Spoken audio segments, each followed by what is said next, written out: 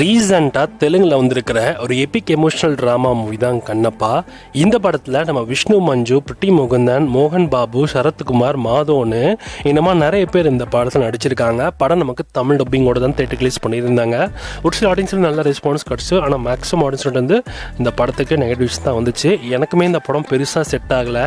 இந்த படத்தோட ஸ்டார்டிங்லாம் நீங்கள் எடுத்து பார்க்குறப்போ எங்கடா இது, என்னடா படம் எப்படா முடிப்பீங்கன்ற மாதிரி தான் இருந்துச்சு.